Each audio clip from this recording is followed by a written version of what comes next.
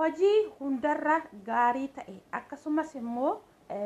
saffisaan guddachuu kan dandeessu bilisummaa maallaqaa fi yeroo kan qabudha jedha akkuma jalqaba irratti argitan kana jechuudha. Wal bukkee isiniif kaa'ee jira namoota hedduudhaaf akka galuufitti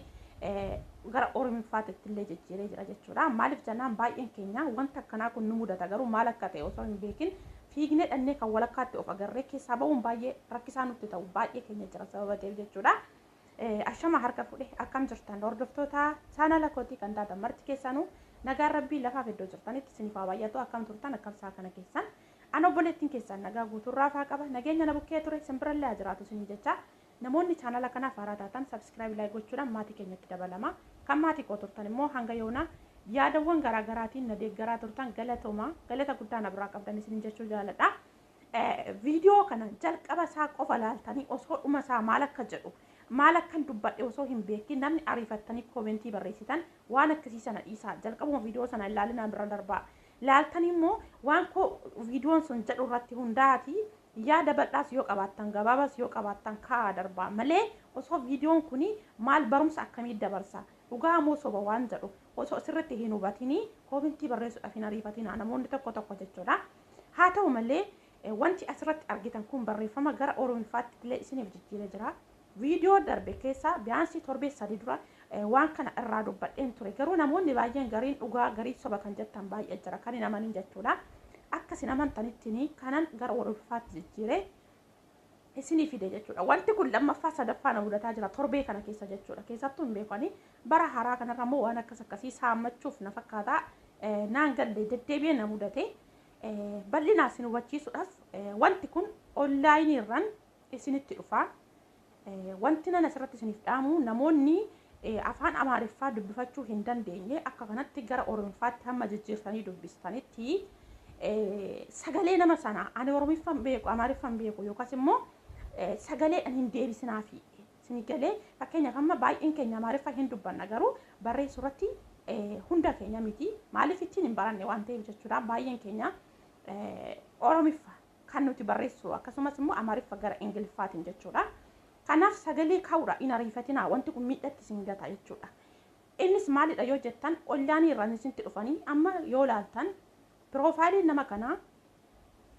nama sirriitti amantaa isaatti cimaa ta'e kan agarsiisudha. Maaliif piroofaayiliin isheen irra kaawwatte kuni yoo argaa jirtan ta'e ijoolleen ortodoksii ijoolleen kiristaana taatan marti keessanuu hin beektanii isiniif ifa. Walumaa galatti namoonni akkanatti jechuudha amantii dawoo godhatanii keessan isinitti dhufan kuni gaafa mistira isaanii jechuudha dhugaan isinin jedha keessa galtanii amma wanti nan isinitti murra caalaa jechuudha akkuma jalqaba isinii kaa'ee sagalee hin kaayinaa nama sanaaf sagalee hin kaayinaa jajjartan jechuudha. Barreeffamaan garuu waan namni sun jedhu hubachuudhaaf baruuf yoo barbaaddanii hojii akkamiiti hojiichi maalidha yoo barreessuu dandeessan yoo hin dandeenye immoo Amaariffa Ingiliffaan barreessaa fi achii booda gaafa isaan hojiin kunoo isa kana biizinasa kana liinkii kana tuqiseen isin jedhanii arguuf jirtu namoonni keessan garuu waanuma sana arguu hin barbaadu immoo warri jettan gabaabumatti wanta akkana kun dhufee keessan si mudateera taanaan akkuma koo kana dafaatii jijjiiraa waan sana dubbifattanii erga kaatanitti bilookii ofirraa godhaa. Amma torbee kana keessa dhugaan isin jedha sababa isaaniitiif jechaani amma telegiraama koo akkaawuntii telegiraama kootii jijjiiruufan jira sababbi isaas karaa sanii kan deddeebi'ee natti dhufaa jiru wanti kun jechuudha. Torbee kana keessa immoo gizee sadii deebi'ee dhufee jira nama adda addaati nama lama bilookii godhe keessattuu wanti isheen kana immoo jechuudha wanti nan iskiriishuut illee godhee akka ragaa namaaf ta'utti isiniif fidetti jechuudha akka irraa barattanii fanani maaliif baay'een keenya jechuudha namni si'ilii malaayiktoota waan irra godhateef gizee tokko waan amantaatti cimaa ta'e waan amantaa ortodoksiisitti cimaa ta'e tokko isinitti fakkaata amantaa dawoo godhatanii garuu duubaan hojiin isaanii waa hedduu hojii baay'ee kan hojjetaa jiran baay'ee jira waan ta'eef namoota hedduudha akka ifa ta'utti waan an barbaade fanani jechuudha. Amma mucayyoon kuni kan isheen irraa qabdu akkuma agartan kana si'ilii maaramiiti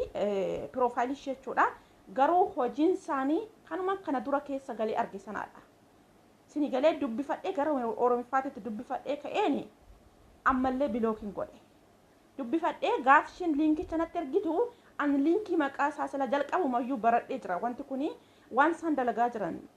telegiraama irratti jechuudha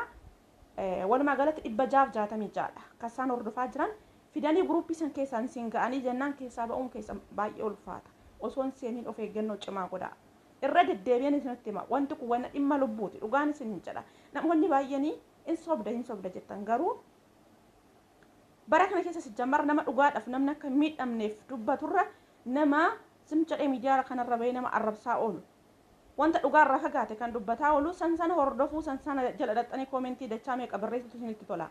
maaliif abbaan si fayyade itti fayyadama abbaan si fayyadne isa bira kutaa sini galee kanaaf iyyuu jechuudha wanti kuni gizee lama sadi irra deddeebi'ee waan natti dhufaa jiru waan na mudateef tarii namoonni baay'een keessan baastanii dubbanne malee baay'een keessanii gaafa amaariffaan isinii barreeffamu tarii waanuma salphaa isinitti fakkaatee callistanii bira kutuu dandeessanii kanaaf sirriitti libbi godhaatiin jechuudha itti xiyyeeffadhaa ilaalaa keessattuu warri teelegiraama fayyadamtan teelegiraama waasaap kanarraa kan isaan namatti dhufan jechuudha kan isaan hojjetan hojiin isaanii jara kana lamaan irratti jechuudha aappii jara kana lamaan irratti kanaaf iyyuu obboloota koo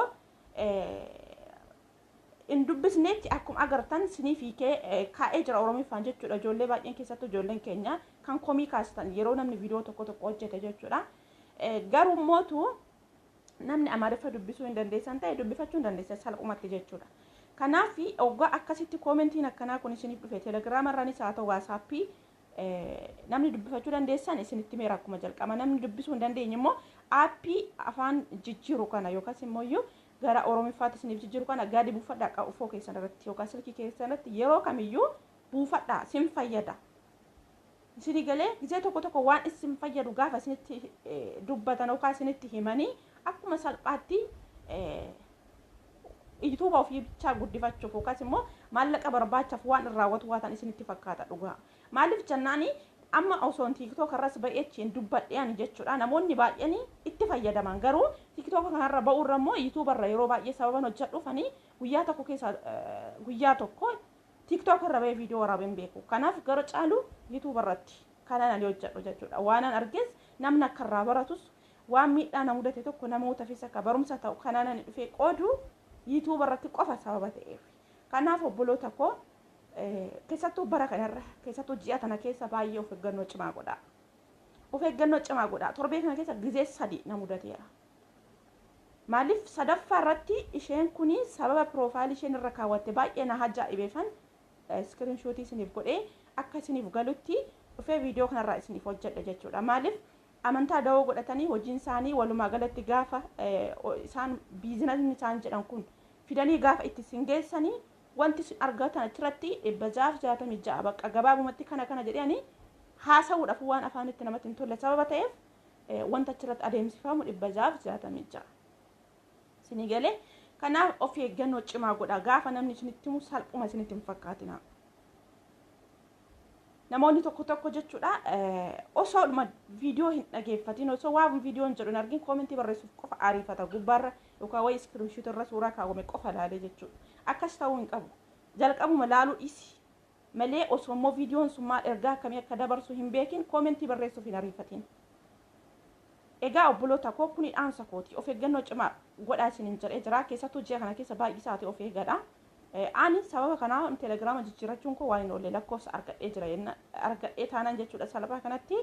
naan jijjiira jechuudha akkaawuntii teelegiraama kooti jechuudha maaliif deddeebi'ee yeroo baay'ee kan natti dhufaa jiru gara caalu achirraan waasaap irraan al tokko qofa kan inni na mudate jechuudha kanaaf kun ergaa kooti yaada bal'aa warri qabdan koomentii jala kaa'adha rakkoo tokko hin qabu namni kamiyyuu jechuudha gaafa dhufee asirratti ba'u ana qofa beekadha ana qofatu eenyummayyuu caala jedhamu miti walirraa barachuudha hundi keenyayyuu wallaaladha gaafa miidiyaa kanarra dhufnu hundumtuyyuu jechuudha tokko irraa barataati jechuudha wal barsiisaa lafa dogongoranitti immoo wal deebisaa waliin deemuun waanuma jiru jechuudha kanaaf hanga viidiyoo biraa walitti deemnuti turtii gaariin isin jedha dhugaan isin jedha waan kana argee biruma hin darbu jedheen sakandii amma na mudatetti kanaan ani dafee viidiyoo isiniif waraabe jechuudha turtii gaariin isin jedha nagaan naaf tura